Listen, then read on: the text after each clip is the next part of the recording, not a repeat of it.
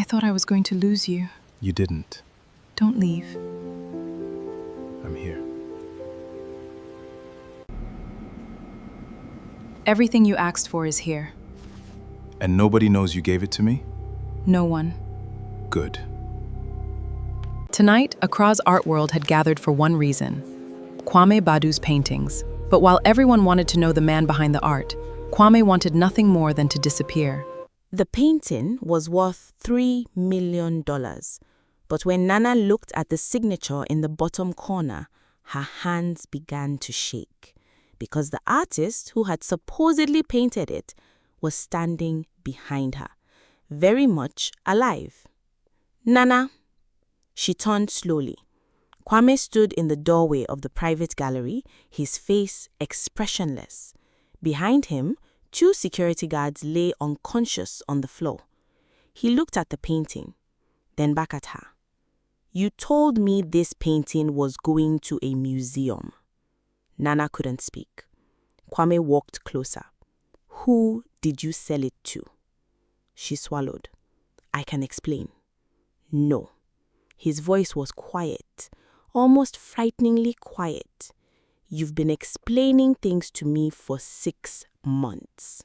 He pointed at the painting. This time, I want the truth. And before we find out what Nana had been hiding, do me a small favor.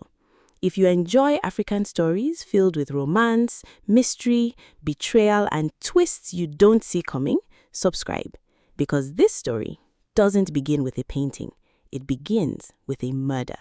And Nana wasn't supposed to know about it. Accra was glowing beneath the late afternoon sun. The city moved the way it always did. Fast, loud, beautifully chaotic. Curators squeezed through traffic. Horns filled the air. Street vendors called out to passing customers. And somewhere between Osu and the polished galleries of cantonments, Nana Mensah stood inside an enormous white exhibition hall, staring at an empty wall. The wall was supposed to hold the centerpiece of the most important exhibition of her career. Instead, it was completely bare. Nana folded her arms. How much longer? Her assistant, Abina, glanced at her tablet. You've asked me that 4 times. Because nobody has given me a useful answer. We've contacted 27 artists. 27? 31. Nana turned. Then why did you say 27? Because 4 of them blocked our number. Nana sighed. She was 33. Elegant, composed, and famous in Accra's contemporary art world. She had built her reputation on one thing: knowing what people wanted before they knew they wanted it. Collectors trusted her, artists feared her, investors respected her. But tonight, she was worried. The exhibition opened in 11 days. International collectors were flying in, a European museum director had confirmed attendance, 3 major African collectors were coming, and the centerpiece was missing. Abena approached her. There is one more name. Nana looked at her. Who? Kwame Badu. Nana's expression changed. Absolutely not. You know him? Everybody knows him. Abena raised an eyebrow. Apparently not everybody. Nana stared at the empty wall. Kwame Badu doesn't work with galleries. He doesn't work with anyone. Exactly. He's supposedly living somewhere in Jamestown. I know. And according to this article, his last public exhibition was described as, I know what it was described as. Abena smiled. Then you know why we should find him. Nana looked back at the empty wall. What did the critics say? Abena read from her tablet. Badu paints like a man trying to remember something he wishes he'd forgotten. Silence. Nana slowly looked at her. Find him. 3 days later, Nana found him. Not in a gallery, not in a studio, not at some expensive art event. She found him behind an abandoned warehouse near Jamestown. There was paint everywhere. On the walls, on the floor, on old wooden crates, and on the man's hands. Kwame didn't look like the celebrated artist Nana had expected. He wore an old grey shirt, black trousers, worn boots. His hair was slightly overgrown, his beard was trimmed but uneven. And his eyes were the first thing Nana noticed. They weren't angry, they were tired, the kind of tired that sleep couldn't fix. He continued painting without acknowledging her. Nana stood there. "You are Kwame Badu?" "Nothing." "I've been looking for you." "Nothing." "I know." Nana frowned. "You know?" "I saw your car yesterday." She glanced toward the street. "You've been watching me?" "No." He dipped his brush into black paint. "I've been avoiding you." Nana almost smiled. "That's usually how I know I found someone interesting." Kwame finally looked at her. "You are Nana Mensah." "Yes." "You represent people who buy art they don't understand." That is an unnecessarily insulting way to describe my clients. It wasn't an insult. What was it? An observation. She studied him. Then the painting behind him caught her attention. It showed an enormous golden doorway, but there was something strange about it. The doorway was surrounded by dark red shapes. Not flowers, not shadows, faces, dozens of them. Nana stepped closer. "What's this called?" "Don't know." "You don't title your paintings?" "Sometimes." "What's this one about?" Kwame stared at it. "Things people bury." Nana looked at him. "People? Memories." He turned away. "Same thing." Nana felt something shift inside her. She didn't know what it was. Curiosity, perhaps, or instinct. She had spent years around artists. She knew when someone was performing mystery. Kwame wasn't.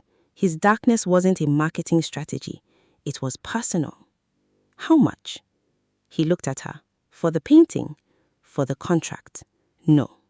50,000. "No." 75. He laughed. It was the first time he'd heard him laugh. "You came all the way here to bargain?" "You came here because I need a masterpiece." "I don't make masterpieces." "What do you make?" Kwame looked at the painting. "Evidence." Nana's smile disappeared. "Evidence of what?" He didn't answer. Nana returned the next morning, then again the following day, then again. Kwame eventually asked her why. She gave him the truth. "My exhibition needs you." "No." "My gallery needs you." "No." "I need you." That made him stop. Nana immediately regretted the wording. Kwame turned slowly. "You need me?" "As an artist." "I didn't ask." She smiled. "Then don't make me clarify." For the first time, something almost playful appeared in his eyes. They negotiated for 3 hours. Nana offered him an enormous contract. Kwame demanded complete artistic control. No modifications, no committee approval, no investors choosing colors, no changing titles, no gallery executives deciding what his work meant. Nana agreed. Then came the strange condition. Kwame wanted one room. A private room. No cameras, no security recordings, no visitors without his permission. Nana frowned. Why? Because there are some things people shouldn't see until they're ready. That sounds dramatic. It is. She signed. So did he. And that was how it began. Not with a kiss, not with a confession, with a contract. Kwame's first piece arrived 4 days later. It was enormous, nearly 3 meters wide. A woman stood in the center. Her face was hidden beneath layers of gold paint. Behind her were 12 men. Their faces had been scratched away. Nana stared at it for almost 5 minutes. What's the title? Kwame stood beside her. Witnesses. To what? He didn't answer. Nana looked closer. There was a tiny detail hidden in the lower corner. A red wristband. She recognized it. Her stomach tightened. Where did you get this? Kwame looked at her. Why? Because I've seen it before.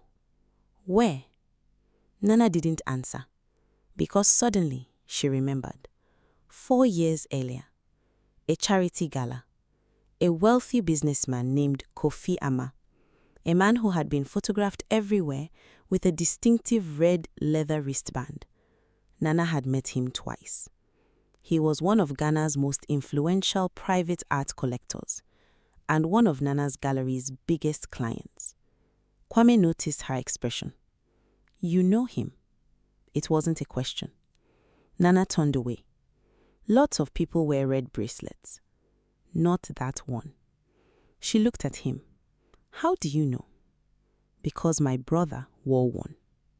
The room became silent. Nana's voice softened. "Your brother?" Kwame's jaw tightened. "Kojo." "What happened to him?" "He died." "How?" "Everyone says it was a robbery." "And you don't believe that?" Kwame looked directly at her. "No." The exhibition grew, so did the attention. Kwame became an overnight sensation. Collectors flew into Accra, specifically to see his work. Critics called him a genius. Social media exploded. And Nana's gallery began to receive offers. Huge offers. Too huge. One evening, Nana received a message from an unknown number. "Sell the red series." She stared at the screen. Another message appeared. "He doesn't know what he's painting." Nana's breathing slowed. Then, "Keep it that way." She deleted the messages. But someone had already taken a screenshot. Because across town, Kwame was staring at the same messages. Except they had been sent to him, not Nana, and he knew exactly who had sent them. Rain fell over Accra that night. Nana stayed late at the gallery. She was alone. Or so she thought. She heard footsteps, slow, heavy. She turned. Nobody. She checked the security monitor. Nothing. Then she heard it again. Footsteps. Behind the private exhibition room. Nana grabbed her phone. "Who is there?" Silence. She opened the door. The room was dark. A single painting stood beneath a white sheet. She pulled the sheet away. Her blood ran cold. It was Kwame's elitist work, but someone had painted over it. Across the entire canvas were 3 words. "You know why." Nana stepped backward. Her phone rang. "Kwame." She answered. "Where are you?" "At the gallery." "Leave." "What?" "Leave now." "Why?" "Because I saw someone outside." Nana's heart raced. "How do you know?" A pause. Then Kwame said, "Because they are outside my house too." The lights went off. Nana froze. And somewhere in the darkness, someone whispered her name. Nana. Kwame arrived 10 minutes later. He found Nana sitting on the floor behind the reception desk. He helped her up. "Are you hurt?" "No." He looked at her. "Are you sure?" She nodded. For a few seconds, neither spoke. The rain hammered against the windows. Nana looked at him. "Who are you really?" Kwame didn't answer. "Why are people threatening us?" Nothing. "Why are your paintings full of clues?" Still nothing. She stepped closer. "Why did you tell me to leave before anything happened?" Kwame's voice dropped. "Because I've been investigating my brother's death for 4 years." Nana stared at him. "And you think my gallery is connected?" "I think your clients are connected." Her heart sank. "Which clients?" He looked into her eyes. "Kofi Ama." Nana said nothing. Kwame stepped closer. "You know him?" "Yes." "How well?" "I've sold him art." "Have you ever sold him my work?" "No." He studied her face. She held his gaze. The lie came easily. Too easily. But Kwame didn't know that. Instead, he leaned closer and kissed her. It wasn't gentle. It wasn't planned. It was a kind of kiss created by fear, anger, loneliness. Two people realizing that whatever was happening around them had already changed something between them. When they separated, Nana whispered, "This is a mistake." Kwame looked at her. Probably. Then he kissed her again. Their relationship changed after that night.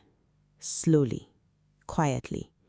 They began spending nights together, sometimes talking until sunrise, sometimes saying nothing. Kwame showed Nana parts of Accra she'd never noticed.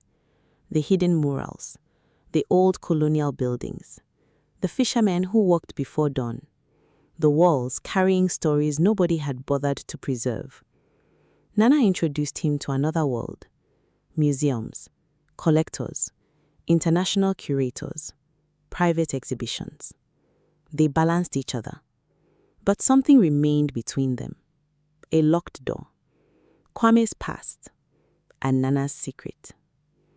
One morning, Kwame woke before her. He noticed her phone on the bedside table. A message appeared. "The second payment has cleared." Kwame stared at it. The sender was saved as. His heart stopped. Kofi Ama. He unlocked Nana's phone. One message was enough. The buyer wants the remaining 4 paintings before the exhibition opens. Kwame slowly looked at Nana. She was still asleep. He put the phone down. And for the first time, he wondered whether the woman he loved had been using him from the beginning. 2 days later, Kwame disappeared. Nana searched everywhere: his studio, his apartment, the streets of Jamestown. Nothing. Then she received a photograph. It showed Kwame's brother, Kojo, alive, standing beside Kofi Ama. The photograph was dated 2 weeks after Kojo's supposed death. Nana stared at it. Her hands trembled, because there was something else in the photograph. Kojo was wearing the red bracelet, but he wasn't alone. Standing beside him was Nana's father. Nana sat down. Her father had been dead for 6 years, and suddenly the entire story she'd believed about Kojo's death began to collapse. If you're still with me, don't go anywhere, because this is where the story changes completely. And if you haven't subscribed yet, now is a pretty good time, because the person Kwame thought he was avenging may not have been dead at all. Kwame returned 3 nights later. He looked different, older, colder. Nana confronted him. "You knew." "Knew what?" "That Kojo might be alive." Kwame froze. "How did you see that photograph?" "Because someone sent it to me." "Who?" "I don't know." He walked toward her. "Show me." She handed him the phone. Kwame stared at the photograph. His face changed. "That isn't Kojo." Nana frowned. "What?" "That's not my brother." "But you said—" "I know what my brother looked like." He zoomed in. There, behind the man's ear, was a small scar. Kojo didn't have one. Nana looked at him. "Then who is he?" Kwame's expression became grim. "I don't know." "Then why send us the photograph?" "To make us believe something." "Believe what?" "That Kojo was involved." Silence. Nana sat down. "Maybe someone wants us fighting each other." Kwame looked at her. "Someone already is." Kwame finally told Nana everything. Kojo hadn't been a street artist, not originally. He was an accountant. He discovered that several wealthy collectors were using African artwork to move enormous sums of illegal money across borders. Paintings were purchased for inflated prices, then resold through shell companies. The money disappeared. The artwork became the perfect disguise. Kojo found evidence. He planned to expose them. Then he died, or so everyone believed. Kwame had spent 4 years hunting the people responsible, But there was one problem. He had never found the evidence until Nana's exhibition. "Your paintings," Nana whispered. Kwame nodded. "They are not just paintings. They are maps." Every painting contained coded references, dates, names, locations, bank transfers, hidden inside colors and symbols. Kojo had taught Kwame the system years earlier, but Kwame hadn't realized why until now. Nana looked at him. "And the men buying my paintings, they are buying the evidence." Her eyes widened. "You mean they're destroying it?" "No," Kwame shook his head. "They are trying to collect it." "Why?" "Because they think I'm hiding the final piece." Nana's voice became quiet. "Are you?" Kwame looked at her. "Yes." Nana knew she couldn't lie anymore. "I sold 3 paintings." Kwame said nothing. Kofi made an offer. "How much?" $2 million. "You sold my work." "Yes." "You knew who he was?" "I suspected." "You knew." "I didn't know everything." "You knew enough." Nana's eyes filled with tears. "I needed the money." "For what?" She hesitated, then whispered, "Your brother." Kwame stopped breathing. "What?" Nana reached into a drawer. She pulled out a file. Inside were photographs, police reports, bank transfers, and one photograph of Kojo alive. Kwame stared. "This came to me 6 months ago. Why didn't you tell me?" "Because I was afraid." "Of who?" "My father." Kwame looked at her. "He was involved." Nana nodded. "My father helped move the money." She swallowed. "But he regretted it." "What happened?" "He tried to expose them." "And?" "He was killed." Kwame stared at the file, then he understood. Kojo hadn't been killed because he discovered the crime. He was killed because he and Nana's father had tried to expose it together. But there was still one missing piece. Kofi Ama. Nana arranged a meeting, a private dinner. Kwame insisted on coming. They entered the restaurant separately. Kofi was already waiting. He smiled. "Nana." Then he looked at Kwame. "You finally came." Kwame's expression hardened. "You know me." "I've known you for years." "Then you know why I'm here." Kofi smiled. "To ask about your brother?" Kwame's face tightened. Kofi leaned forward.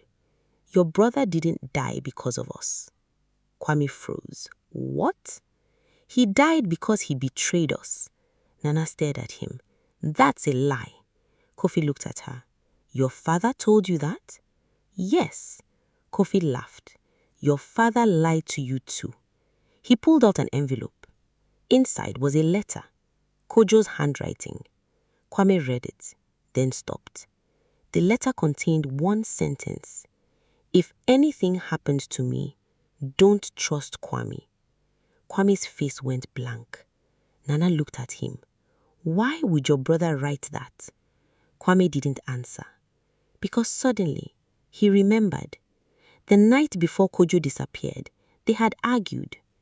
Kojo had accused Kwame of stealing money from the operation. Kwame had denied it. Then Kojo disappeared. For 4 years, Kwame had convinced himself that memory was irrelevant. Now, it wasn't. Kwame left the restaurant. Nana followed. "Kwame!" He kept walking. "Stop!" He turned. "You should leave me." "Why?" "Because I don't know if my brother trusted me."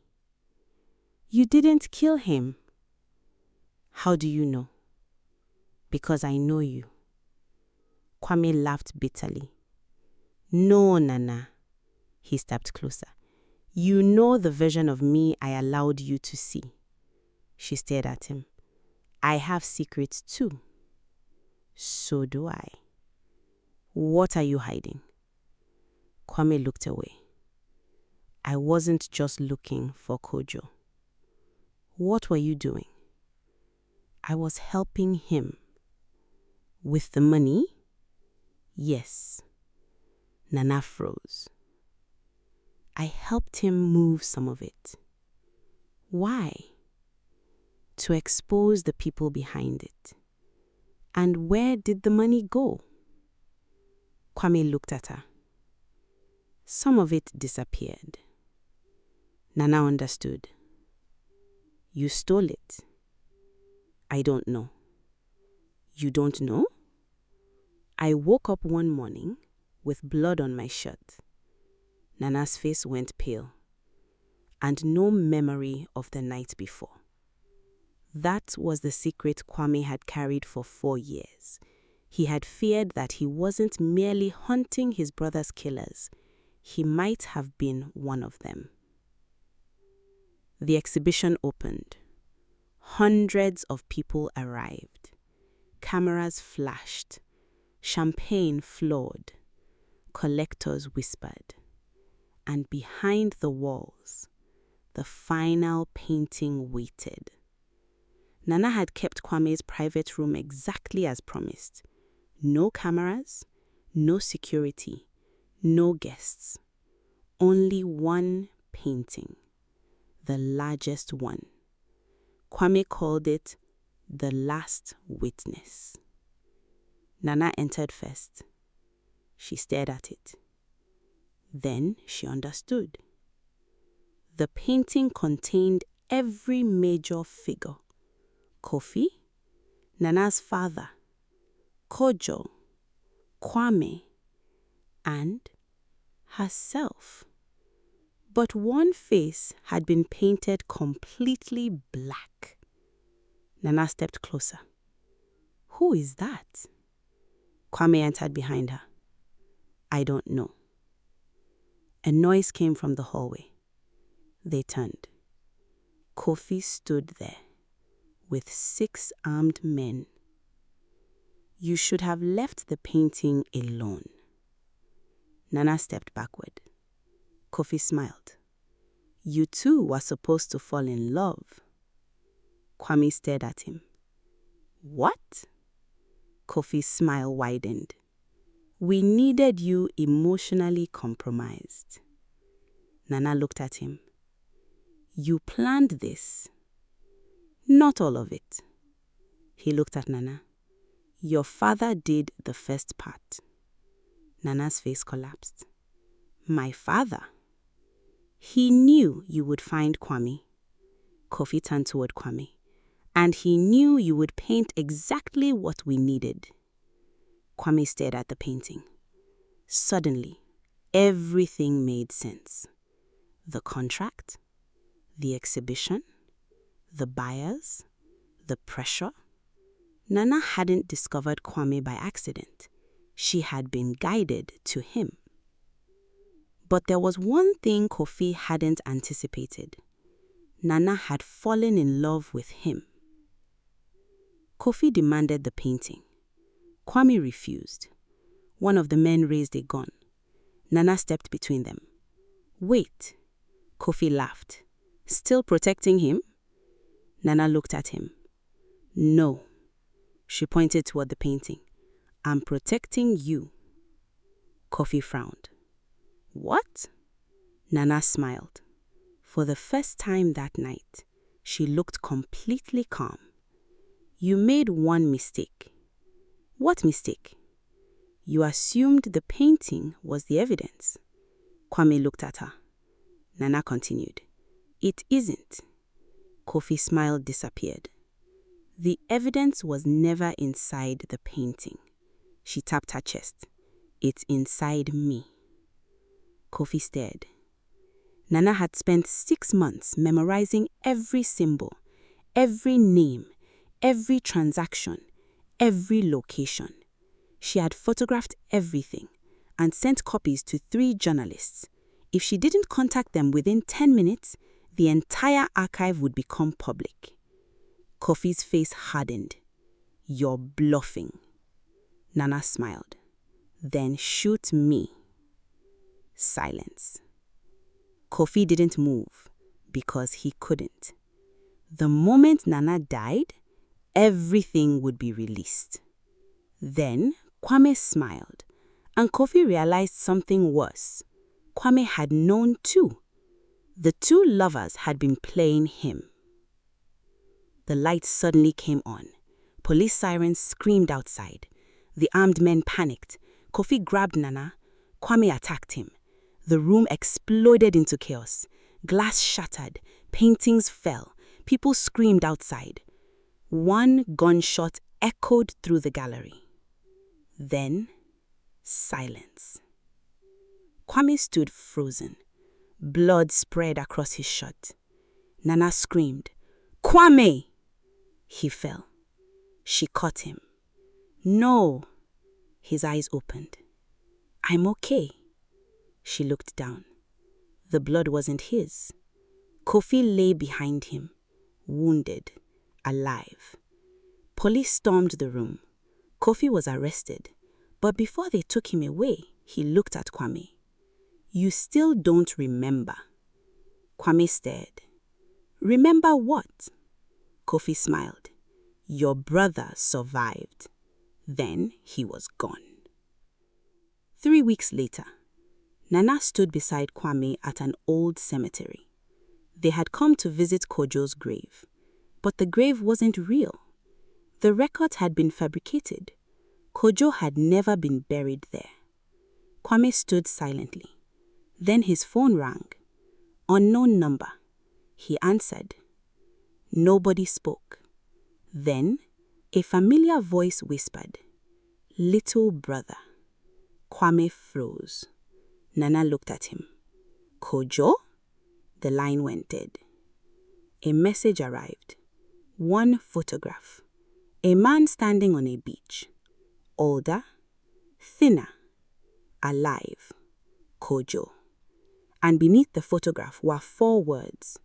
"You were never the target." Kwame stared at Nana. She whispered, "Then who was?"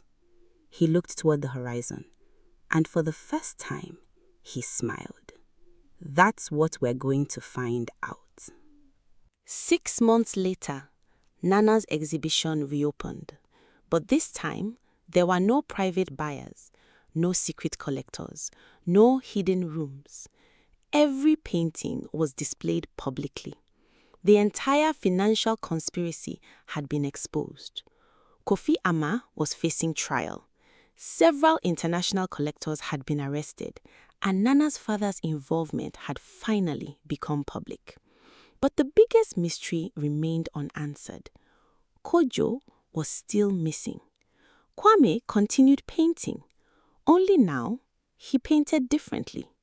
His new series wasn't about death, it was about survival. The first painting showed 2 people standing beneath a golden doorway. Behind them was darkness. Ahead of them, light. Nana stood beside him. "What's this one called?" Kwame smiled. "Home." She looked at him. "That's surprisingly optimistic." "I've changed." "How have you?" He leaned toward her. "Ask me tomorrow." She laughed and kissed him. Outside, Accra moved beneath the evening sky. Busy, beautiful, unaware of how close it had come to becoming the center of an international scandal. But somewhere far away, a man who looked exactly like Kwame Badu watched the news. On the table beside him was a red bracelet. He picked up his phone, dialed a number, and said, "They found the paintings." A pause, then, "But they still don't know who commissioned them." He smiled. Phase 2 can begin. Sometimes betrayal doesn't come from an enemy. Sometimes it comes from the person who knows exactly how much you trust them. Nana thought she had found an artist. Kwame thought he had found a woman who could help him uncover the truth. Neither realized that they had been pieces on the same chessboard until they decided to turn the board over. And perhaps that's the strangest thing about love. The person who breaks your heart may also be the person who forces you to discover who you really are. But remember, some paintings are made to be admired, some are made to be sold, and some are made to tell the truth. If this story kept you guessing until the end, subscribe to the Elite African Storyteller, because there are always more stories hiding behind the walls, and sometimes the most dangerous secrets are the ones nobody thought to paint.